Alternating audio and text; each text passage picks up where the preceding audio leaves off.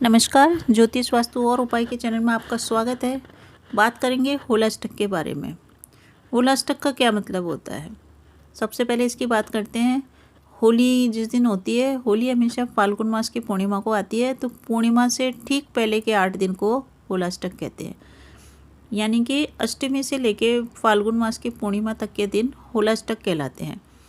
इन 8 दिनों में हमको कुछ कार्य करने से बचना चाहिए। कुछ ऐसे कार्य हैं जिनको करने से उनका परिणाम सकारात्मक नहीं आता है और बाद में वो कार्य हमारे लिए प्रॉब्लम बन जाते हैं पूरे जीवन के लिए। उन कार्यों का असर पूरे जीवन पे पड़ता है, इसीलिए इन कार्यों को करने से हमको बचना चाहिए। फाल्गुन मास की अष्टमी से लेके पूर्णिमा तक के 8 दिन होते हैं।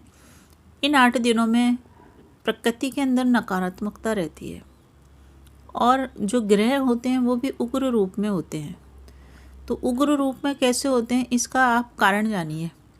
कारण ये है कि जो होलिका थी उसको वरदान था कि वो अग्नि में नहीं जलेगी, और उसका जो भाई था हिरण्यकश्यप, वो स्वयं को भगवान मानता था और उसका पुत्र भगवान विष्णु का भक्त था और श्री हरि विष्णु की उपासना करता था।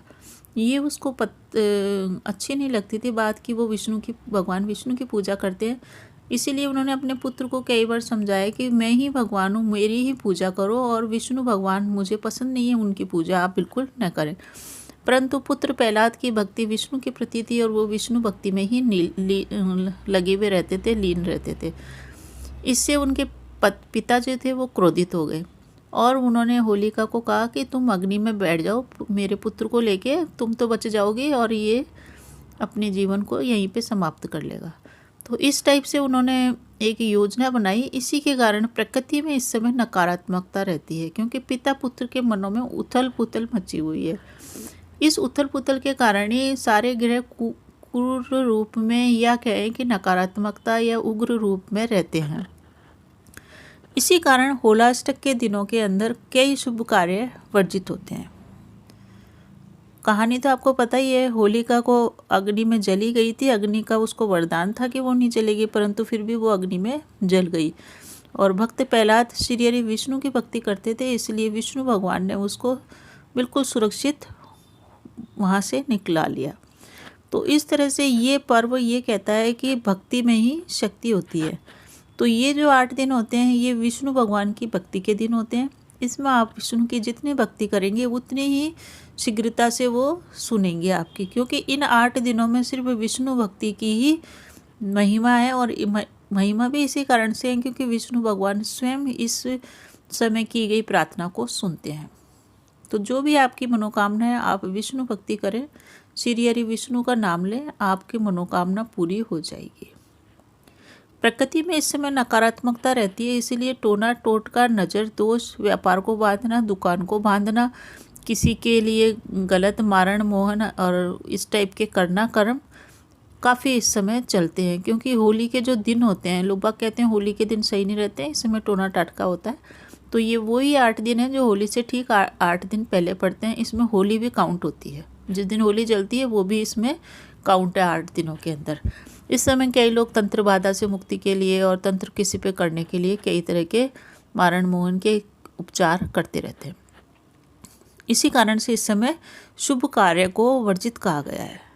जो भी शुभ कार्य, मंगलकारी कार्य जो हमारे जीवन में उन्नति लाते हैं और जिनका असर हमारे भावी जीवन पे यानी कि हमारे पूरे जीवन तक पड़ता है, जब तक हम जिंदा रहते हैं तब तक उन कार्यों का असर रहता है। तो कौन से कार्य हैं जिनको करने से हमको होलाष्टक के दिनों में बचना चाहिए? तो सबसे पहला जो कार्य है जिसका असर हमारे पूरे जीवन पे पड़ता है और हमारे आसपास के लोगों पे भी पड़ता है और जिससे हमारे जीवन की दिशा और दशा दोनों प्रभावित होती है, तो पहला कार्य है शादी और विवाह। शादी एक मंगल कार्य है, वो इन दिनों में करना शुभ नहीं रहता क्योंकि उसका असर हमारे पूरे जीवन पे पड़ता है। और अगर कोई व्यक्ति इस समय शादी करता है तो शादी की सेरेमनी तो हो जाती है, परंतु शादी के बाद का कैसा जीवन रहता है इसमें संशय बना रहता है। क्योंकि शादी होना ही काम नहीं होता है, शादी के बाद का जीवन सुखी होना बहुत ज़्यादा ज़रूरी है। इसीलिए इन 8 दिनों के अंदर हमको शादी समारोह करने से बचना चाहिए। अगला है कि अगर आप कोई लड़की देख रखी है, लड़का देख रखी है, तो उनको रोकने का कार्य भी नहीं करना चाहिए। जो रोकते हैं, हम कुछ पैसे देके, 1 रुपया देके, नारियल देके या 1000 लाख जितने भी देना चाहें अपनी श्रद्धा के हिसाब से, रिंग सेरेमनी करना या किसी का रोका करना, दोनों ही इस समय वर्जित कहे गए हैं। क्योंकि इस समय किए गए रोका या शादी सगाई समारोह का परिणाम बाद में अच्छा नहीं आता और वाद विवाद पे बात खत्म होती है। क्योंकि प्रकृति के अंदर भी वाद विवाद चल रहा होता है पिता पुत्र के बीच में, प्रहलाद और उनके पिता में। इसीलिए इस समय किए गए मंगल कार्य बाद में विवाद की जड़ बनते हैं।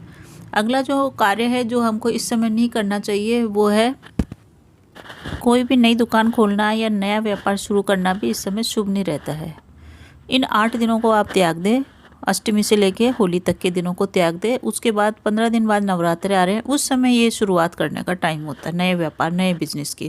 क्योंकि इस समय तो प्रकृति के अंदर लोग बाग टोने टोटके करते हैं, दुकानों को बांधना, किसी के व्यापारिक प्रतिष्ठान को बंद करना, आपस में अपना कोई भी किसी से देख के खुश नहीं होना, जलना करना, उसके उपचार किए जाते हैं। तो कोई भी आप नई दुकान खोलेंगे तो प्रकृति में उग्रता है, वातावरण में उग्रता है, ग्रह भी उग्र हैं।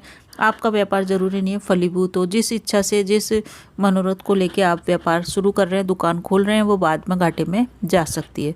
तो कोई नया व्यापार करना इन दिनों में शुभ नहीं रहता। उसके लिए आप अगला टाइम जो आ रहा है वो करें। अगला जो काम है जो हमको इस समय नहीं करना चाहिए वो है किसी भी नए घर में प्रवेश करना भी इस समय हुलाष्टक के दिनों में वर्जित कहा गया है। नए घर में प्रवेश करना या अपने मकान की नींव रखना दोनों ही इस समय सही नहीं रहते हैं, क्योंकि वो बाद में हमको सुख शांति और समृद्धि नहीं दे पाता। इसलिए कभी भी होलाष्टक के दिनों में नए घर में न जाएं, न अपने नए घर के लिए बनाने के लिए ज़मीन का पूजन करें, न मकान की नींव रखें। इन कार्यों को करने के लिए नवरात्रि श्रेष्ठ होती है। अगला कार्य जो हमको इस समय नहीं करना चाहिए वो है मुंडन संस्कार। अपने बच्चे के बाल उतारना, सबसे पहली बार जब बाल उतारते हैं उसको मुंडन संस्कार कहते हैं, वो इस समय बिल्कुल भी नहीं करना चाहिए। क्योंकि प्रकृति के अंदर भी भगवान जो विष्णु हैं वो प्रहलाद और हिरण्यकश्यप के विवाद को देख रहे हैं। तो इस समय अपने पुत्र के बाल उतारना बिल्कुल भी श्रेष्ठ नहीं होता है। बाद में पुत्र के ऊपर वो भारी पड़ता है और पिता पुत्र के संबंध भी खराब होते हैं। इस समय बच्चे का नामकरण संस्कार भी नहीं किया जाता है, उससे भी हमको बचना चाहिए। साथ ही इस समय थोड़ा सा बड़ा बच्चा है तो उसका शिक्षा का आरंभ भी नहीं करना चाहिए। कोई नई नौकरी बच्चा ज्वाइन कर रहा है तो वो भी नहीं करनी चाहिए।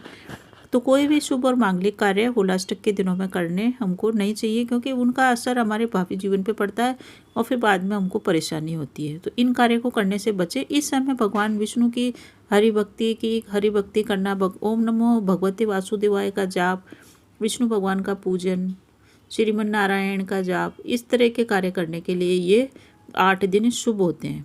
तो इन कार्यों को बिल्कुल करने से बचें। वीडियो अच्छा लगे तो अन्य लोगों को शेयर करें और चैनल को सब्सक्राइब भी कर सकते हैं।